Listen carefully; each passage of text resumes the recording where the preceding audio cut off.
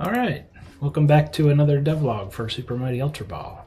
A lot has changed since the last devlog, so let me just jump into it. Previously I was working on the particle system editor, the new particle system for my library, and now all the particle effects in the game have been switched over. It was a relatively painless process, and the results I think are even better than they were before, so I'm super happy with that. Very happy with how easy it was and how flexible my system is.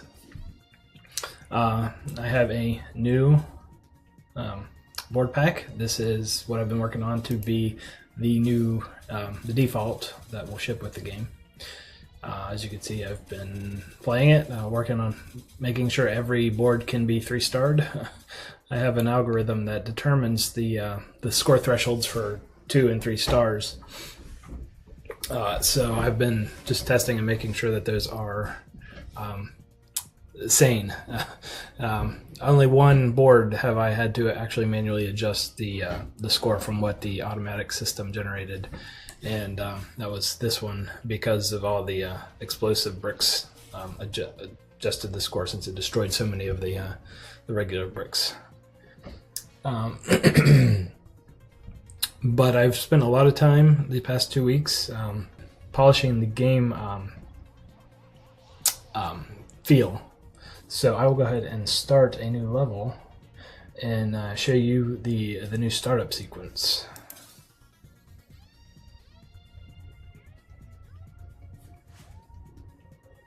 So it's the same there.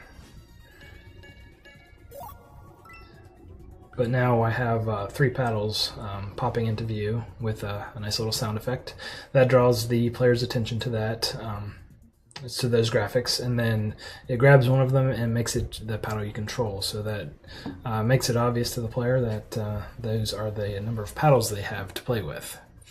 You can see the particle systems in effect there. I have one that follows the default ball, and the background is actually 2 separate particle systems. One that's just colored dust cloud particles, and another one that's little sort of twinkling stars, I guess you could say. Also new are the new brick patterns. They're not completely finalized yet. I think I'm going to tweak some, but now I have more than just the plain old boring tiles that I had been using previously. So that's pleasing to the eye. I like them. I have also worked on a new paddle death animation, which I'll go ahead and show you right now. Oh, and that brings up another new feature.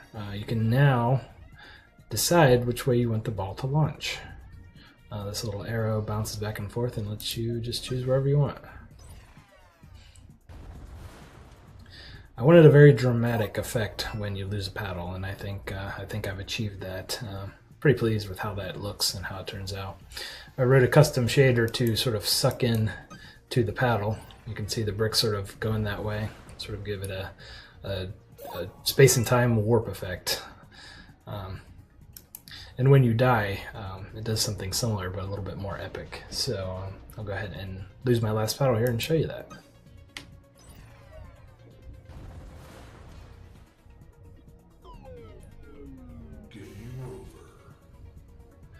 So I've got that little black hole vortex graphic that sucks all the bricks in, and your game is over.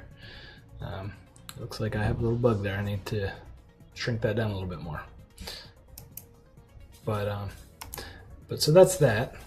And I've also changed the level complete screen. So I will go ahead and play this level and show you how that looks. This game is entirely different when you play it for a high score versus when you're just playing to have fun.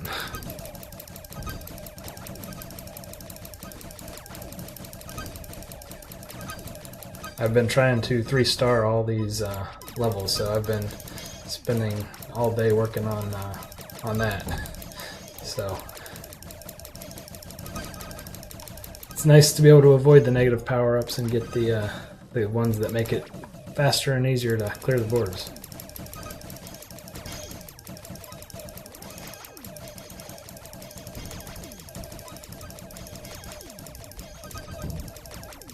can see the new particle effects on the gun. I decided I did not like the old the gun sprites, so I switched it out with a particle effect.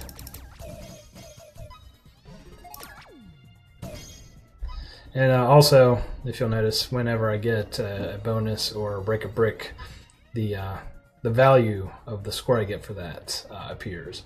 Thought that might be, oh, here we go.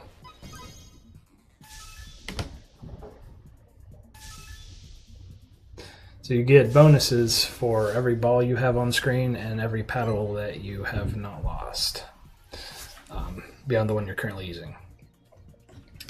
So that's that. But as I was saying, there is a little score that pops up every time you break a brick, and that's to give you an idea of how much score you're getting. See, I got the speed up, which gives me a bonus multiplier, and now, you know, originally I was getting 100 points per brick. Now I'm getting 600 points per brick. So this is how you get high scores. You have to get your bonus multiplier way up and keep it way up. It's very difficult to get 3 stars on these levels,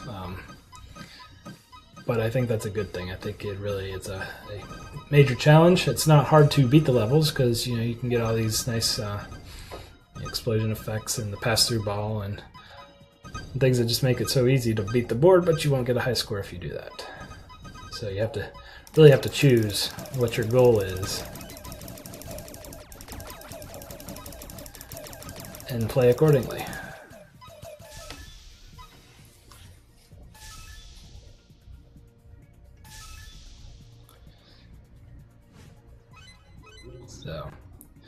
So there we go. That's pretty much all the changes I've made.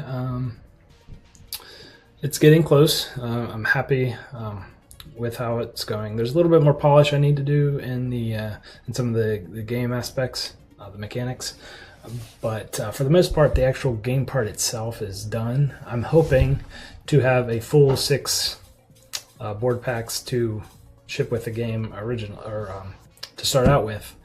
I found each board pack takes me about 35 to 45 minutes to complete all 25 levels. So if I would guess, you know, your average consumer, average player would spend about an hour and a half on each board pack, depending on their skill level and, you know, and all that. But so this, having 6 board packs to start with would give a player of my caliber, you know, about 4.5 hours worth of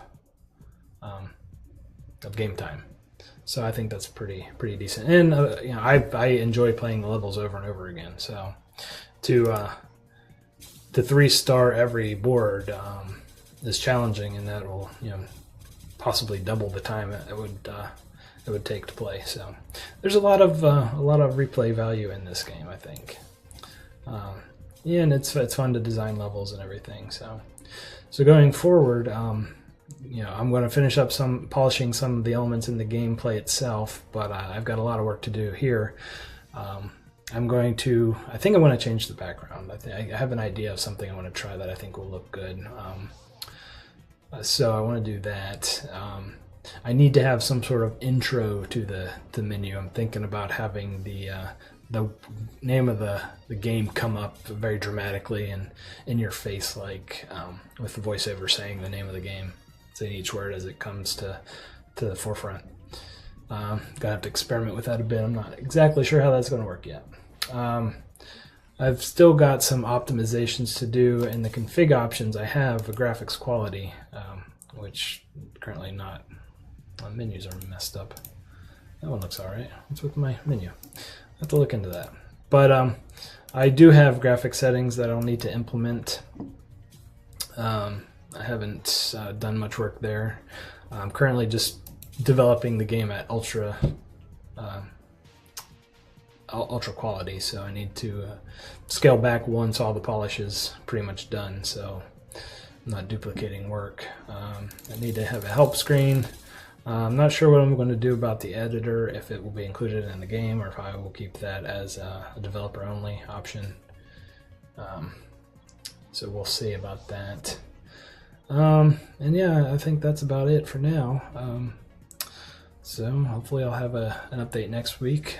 Oddly enough, I've been called in for jury duty next week, so I'm not certain how much time I'll actually have to develop. Hopefully, I won't have a huge time commitment with that, although I will do my civic duty. But I think that's it for now. Thanks for watching, and I will see you next time.